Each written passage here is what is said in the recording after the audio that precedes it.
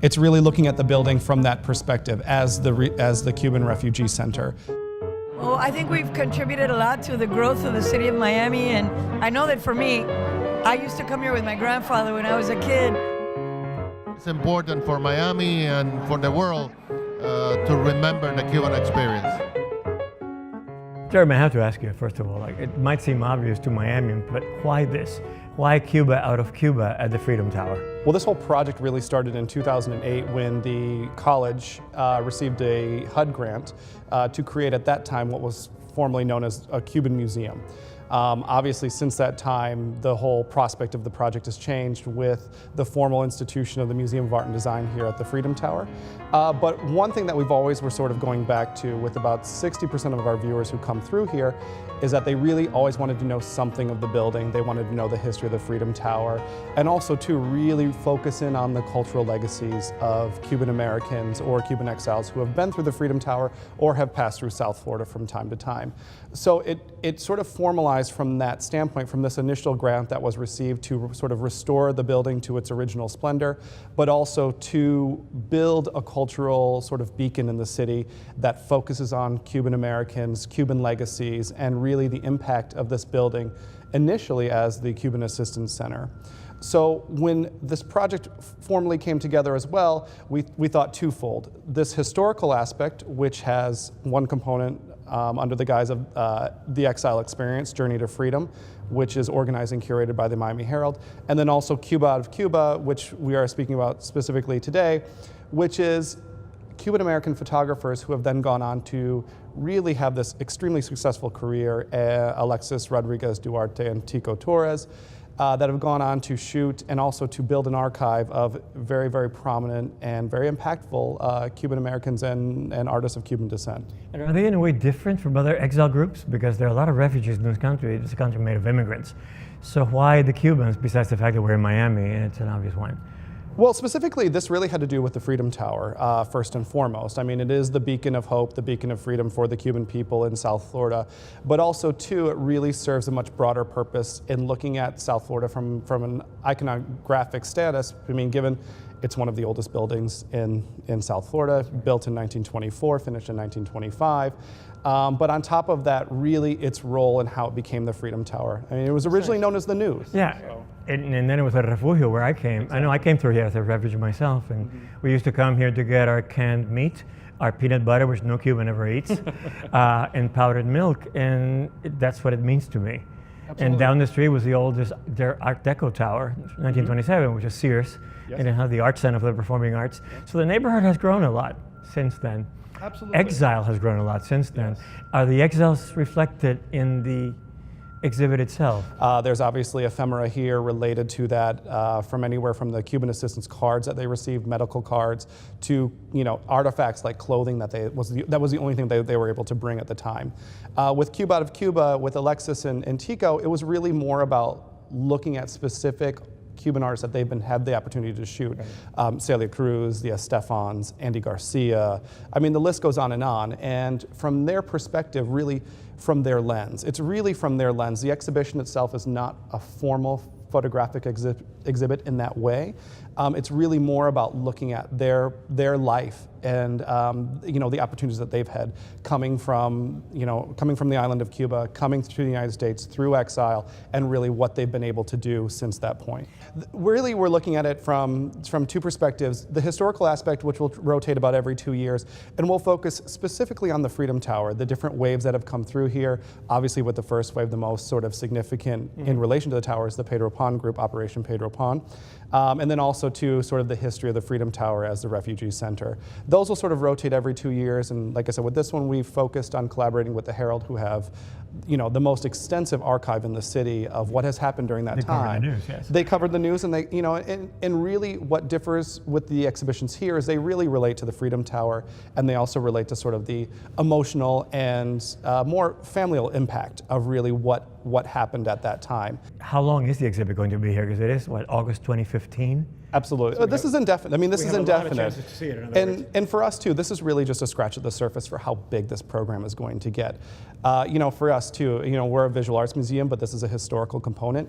in relation to the building. The museum is stewards of this magnificent building, so we really want to look at ways in which we can connect with the community, but also to have that historical tie to this great structure. Thank you. You've told me so much about this place, and it's a place that I used to know very well as a little kid. Coming back to it now, I get goosebumps more than once when you mentioned it. I was a refugee through here. Thank you very much. Thank you.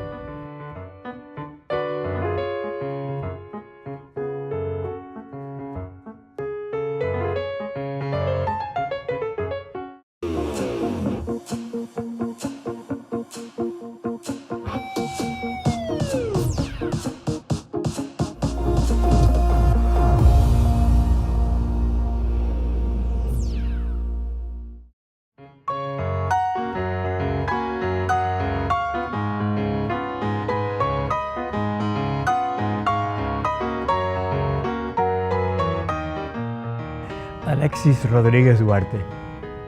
Qué tremendo. Este show que han montado aquí contigo, Torres, explícame. Primero que nada, ¿por qué? Que no es tu primer show, por supuesto. No. Y pero tiene un significado inmenso. Que estás en el Freedom Tower, en Cielito Lindo, el refugio de los cubanos. What does it feel to come here, to this place that means so much to the Cuban exile community, with an exhibit called Cuba Out of Cuba? Bueno, first of all, this is a place that, as a child, I came through here, both of us, Tico and I, we came through the freedom flights, and this was the place, you know, even in Cuba, we talked about La Torre de la Libertad, hay que llegar a la Torre de la Libertad, and there was and once, you know, we got here, we got processed and all that stuff, and then years later, as, you know, we went by, I actually came back here to do a fashion story for a designer out of New York, and even before the building had been renovated. So to me, this building always had a very special feeling from these amazing columns, you know, the way the steeple is, and it's just a magical kind of place. And as time went by, and when we started working on this project of photographing Cubans living outside the island, it all started with a very dear friend of ours as we were in Paris. And at the moment, the media was focusing on all those artists that were coming from Cuba at that time. And we started having this kind of like discussion is, well, what happened to the Cuban artists that have been here for a while, like Carmen Herrera, Emilio Sanchez, Enrique Riverón? These are artists that have been working in the 1930s. I mean, Enrique Riverón was working at the New Yorker magazine doing drawings. Fredo Lam, Severo Sarduy. Yeah. So we said, oh, you know, actually that is a very interesting idea. And we decided, Tico and I, to create a story and take it to a magazine and bring the idea of those artists that were arriving at the time, like Jose Bedia, Florencio Gerabert, and mix it all in with the artists, the Miami generation, like Pablo Cano, Carlos Alfonso, and at the time he had passed away, but we used one of his plates in one of the photographs that we did. So we needed to find a writer that would write this story. And we started looking around and asking, and every time we would ask, the name Julio Blanc will come out. And we didn't know who Julio Blanc was. And then we finally met him and said, you know, we want to do this story. We have Art and Antiques magazine is willing to publish it, and would you write the essay? And that was what opened the doors. And that's how we started documenting, you know, Cuban artists. And little by little, we did more and more. That story was published. And then we continue having other architects, lawyers. So whenever we would travel somewhere, we would always find out what Cuban is living in London or living in Madrid or wherever we were going. We would do a job, you know, say the magazine sent us to do photograph somebody, and then we'd do our little research. Who's in Venice? Right. That's Cuban. And then we would go And just and find him or document. her and do it. Right, because it's very important. Our parents, since the beginning, that was that whole thing. When we arrived here, you know, my parents sent me to like a private school because in Cuba, La Luz es cool. So there was that whole sort of thing that trying to be connected to our roots being here in America. So we kind of started with all that sort of thing because of our parents, really, that taught us, to keep that legacy Oh, you came alive. very young, as I did. Yes, I came. We were in this building as little refugees, but Yes, our parents left as adults. That's different. Yeah. So what do you tend to recover? Memories of childhood, or just capture? Well, just continue the legacy and document people that we've come across that are doing things, or artists, cachao. And when we do these portraits that I've been doing, and it's just that it's who is who in Cuban society, it's more sort of a relationship that we built with the person. Right. We get to know them, and little by little, it's something that's very close to us. And a photo holds that. I mean, a photo keeps that for us. I was looking at your photos of Celia Cruz, which is iconic. You and Tico staged. These are stage photos. Yeah. In some cases, They're not man on the street photos. No. Yeah. I mean, some images, for example, and because this is how interesting. Like, for example, Celia. Right. All right. You did Celia, two big ones. We photographed her for 12 Well, years. you have a whole book on those. A whole book. And how we would do is that how the whole thing started is we wanted to do, again, a story about, Miami Cuban style. We took it to L'Uomo Vogue magazine in Italy, and we said we want to do a story about, recreating the 15th, kind of surreal sort of thing. And they loved it. And they asked us, well, who could write the story? And then immediately we thought of Guillermo Cabrera Infante. On that amazing note, Guillermo Cabrera Infante, one of my favorite writers, and was friend. We both knew him. We'll be right back on this one, and we'll talk about the models for these people, for Tico and for Alexis, and a little more about the photos themselves. Miami-Dade College always gives to the community, and I think there is a large population of Cubans in the community, and to preserve their history, their exile experience it's almost a duty for us. And so we're very, very proud that we have joined forces with the Miami Herald in order to be able to do this. And it's an ongoing exhibit. It will be enriched. It will continue to be enhanced. Next year, for example, we're going to have a research center. We're going to have lectures, conferences, chats with Cubans that have gone through all kinds of experiences. So we hope that the programs that we will be offering will be enriching for all. Cool programs for hot jobs. Let Miami-Dade College jumpstart your career. We offer bachelor's degrees in physician assistant studies, biological sciences, education, and public safety management. Or choose from 300 other programs. With our flexible course schedules, you can take classes during the day, evening, weekend, or online. For more info, visit mdc.edu or call 305-237-8888. Get the knowledge and training for today's in-demand jobs. Register now.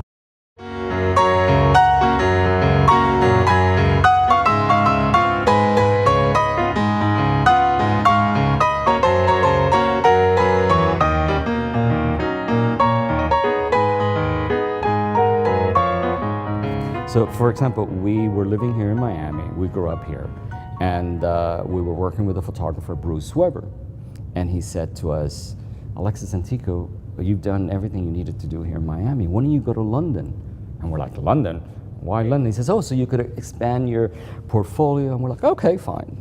So we packed our bags, sold our house, left our dog with our parents, and voila. We Bruce went to Weber. Bruce Weber, yeah, That's the nice. photographer. Yeah. And he gave us one phone number, and that was the creative director at British Vogue, which opened our doors completely. But one day, London is very kind of gloomy, and we have been there for like 2 years, and I guess because we were feeling nostalgia from our parents and living here. It was our first time abroad, and one day we were coming out of the underground, and as we're coming up, we see a poster that says Celia Cruz at the Palais, and we're like, who's gonna come see Celia here? Oh, let's give her a call. Let's give her a call to see if we could meet her. It's one of those things. La chispa is like, oh. So because of our working in production, I decided to, the next thing you know, I have a phone number. I call and I said, hi, we're 2 Cuban American boys living in London, and we wanted to talk to Celia. It was this gentleman that answered the phone. And later on, we found out that it was Pedro. And then suddenly it's like, sí, dígame. Celia got on the phone. Oh my God. And then she wanted to know everything about us. And then she told us, tomorrow I'm having a press conference. Why don't you guys come over? And then after, we'll have tea, which is kind of wild in London having tea with a queen. Santa Cruz, that's very nice. Yeah. And then you know, and then she asked us, are you guys gonna see me tomorrow perform? And we're like, oh, Celia, you know, at that time, como se dice en español, con una mano adelante y otra atrás. We were really kind of starving artists in London, eating bread and mayonnaise and baked beans and toast. And we're like, oh, I The don't British know. like that. It's okay. Yeah, but not for us, you know, we're used to.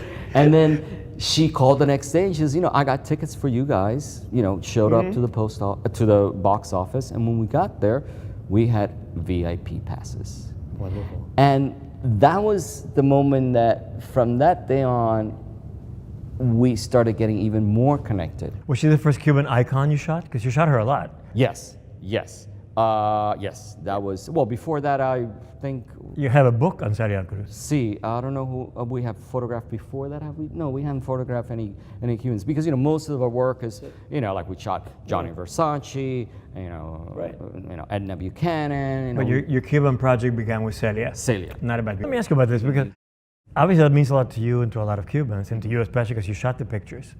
But you have shown everywhere. You've shown in Paris, you've shown at the Victoria and Albert Museum in London. Ask me, would the meaning be the same for the basic audience in the Victoria and Albert Museum in London that it is in Miami for the Cubanazos who are coming to the Freedom Tower? Think about it. I mean, does it mean the same picture? No, it doesn't. But I think it's about the excitement of the photograph. You know, it's not who is in the picture because they don't know who Celia is, but because there is such a chispa, or there's such an energy that comes out in the photograph. That's what people see. So there are two things going on in your art, really. We could talk about your subjects, and you chose those subjects, and they're all people who have a lot to do with the history of the Cuban exile. The pictures themselves are alive, as you just said. And if you've never heard Celia Cruz, that's a fun picture. I mean, the one at Fairchild Gardens is a fun picture.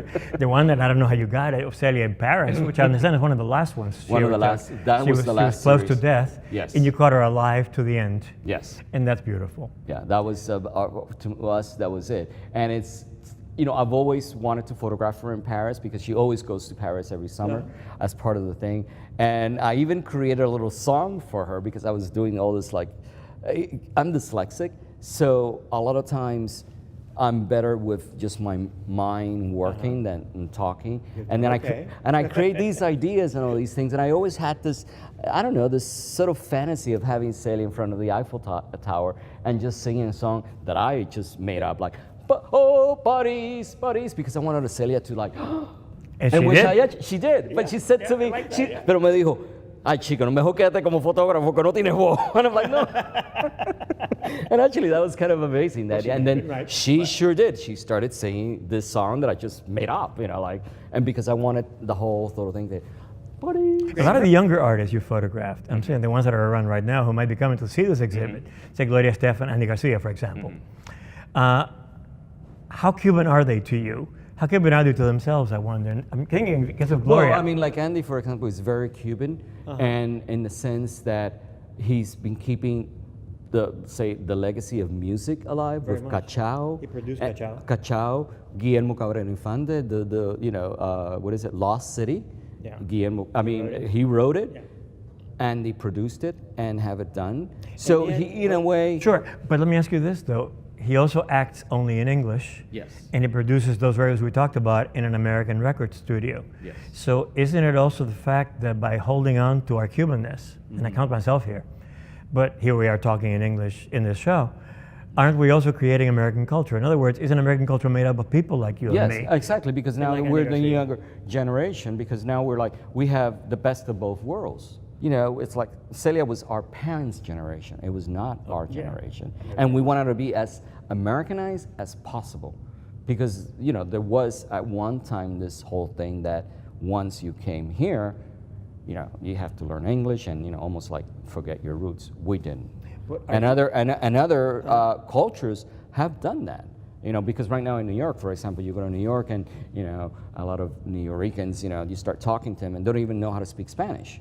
And that to me is sort of like strange. It's like, well, you know, it's so wonderful. And we're glad that our parents never let us forget, you know, our language, because now when we travel, we're totally bilingual. You know, and if we are somewhere that, you know, they think we're Americans and suddenly we start speaking Spanish and they flip. Let's keep on Cuba and we should talk to Tico next, I think. Okay. Let's do that. Porque he hablado mucho, ¿no? Yo no sé. We'll be back with Tico Torres. Here we have the real history, and thanks to Miami-Dade College, we have this experience. Fresh thinking is being served at Miami-Dade College. Create your own recipe for success in the evolution of food culture at the Miami Culinary Institute. Learn the skills you need to jumpstart your career in the culinary arts. Turn green into gourmet and celery into salary. Miami Culinary Institute. Food, culture, innovation. Visit us at miamidadeculinary.com. Register now. Miami Culinary Institute. The best investment in our future is the education of our children. But for many families in our community, finishing high school and attending college is only a dream. Take Stock in Children turns that dream into a reality by providing mentors, scholarships, and hope to underprivileged, at-risk teens in our community. Hi, I'm Shane Battier. Please join us. Become a mentor, a volunteer, or donate and help make a difference. Go to our website and help change the life of a child.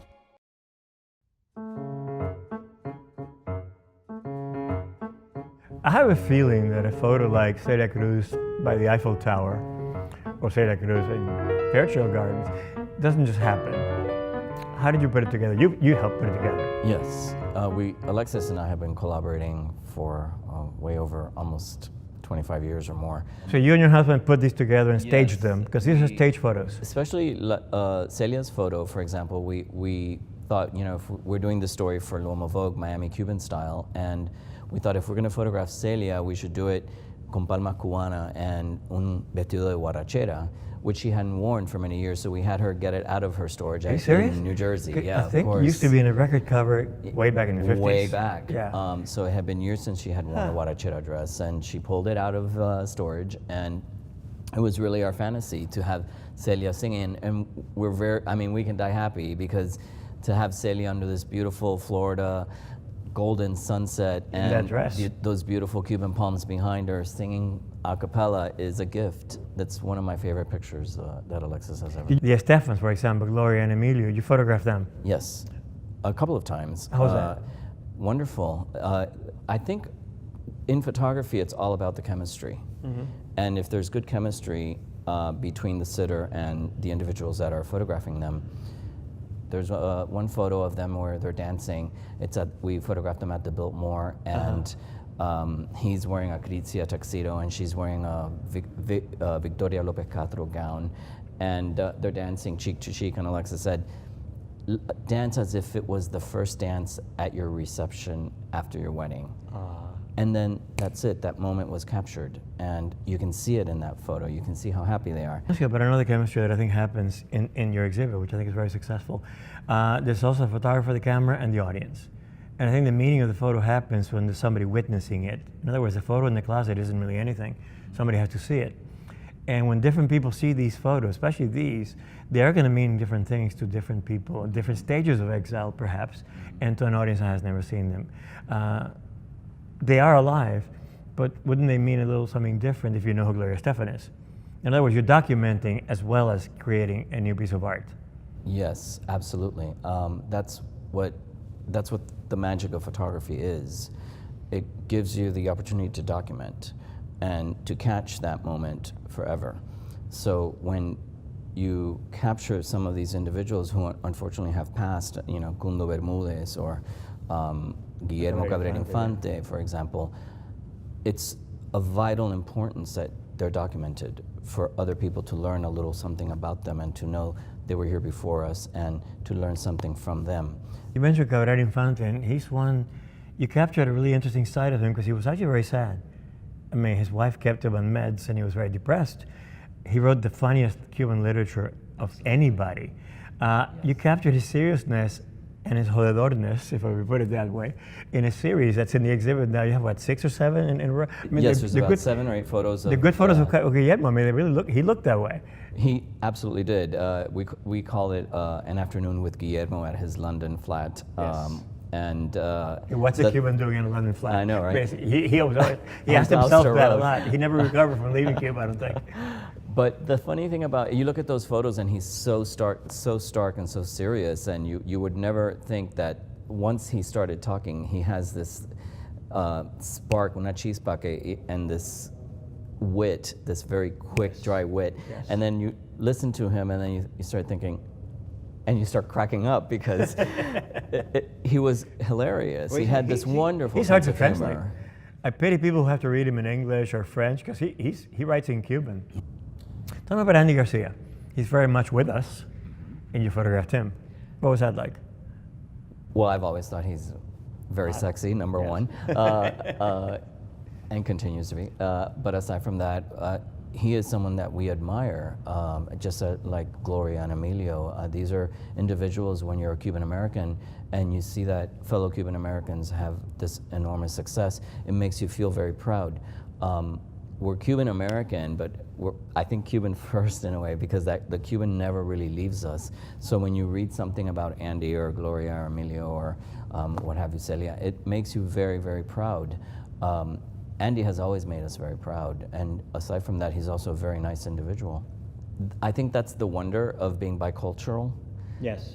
We are totally bicultural, and we are a product of Cuba, we're a product of the United States, and I think we are very, we have this wonderful gift of being able to swim in both of these little worlds. It's a gift in two ways, because I also wonder if it's a gift to us in the sense that that's how this country was made. Absolutely. In other words, this is the new world. And the United States in particular is rash of immigrants after rash of immigrants after rash of immigrants. We're just one of them. We're one of the waves. And by holding on to who we are, which you do beautifully in your work, you're also creating American photography. And that's what American photography is right now. It's you. By saying, yes, I am Cuban, I'm not going to leave that behind. It's an identity you don't give up. But in the meantime, there's a funny dialectic in that, no, but what you're doing is you're creating American culture in the 21st century. And that's fascinating, I think. Because we can't help that. We can't. And it's nice to be doing that. I think it is a gift. You put it right. Yeah, it is a gift. It's very interesting because I grew up in Hialeah when we got here through the Freedom Flights, and we went through this beautiful tower that is so significant to all of us as Cubans. And here we are in the building where we both came to get our cans of Spam. And our big chunk of cheese. Our big chunk of cheese. Y la leche en polvo. Yeah, to this day I can't stand Velveeta. But that's okay, we're happy to get it. We were very happy to get it, and it really helped us out. We had la leche en polvo and the 100 ways to cook Spam. You know? Oh God, with pineapple. Well look, I want to thank you for, you mentioned that it's a gift being bicultural. I want to thank you for your gift. You and Alexis, this exhibit really is worth coming to. I mean, thank you so much. To have this in Miami, Cuba out of Cuba. We are the Cubans out of Cuba, and this city, this belongs here. Thank you so much. Thank you for having us here. We're very honored. Don't miss Cuba out of Cuba here at the Freedom Hour of Miami-Dade College. Thank you very much. I'm cracking up with this guy. Thanks.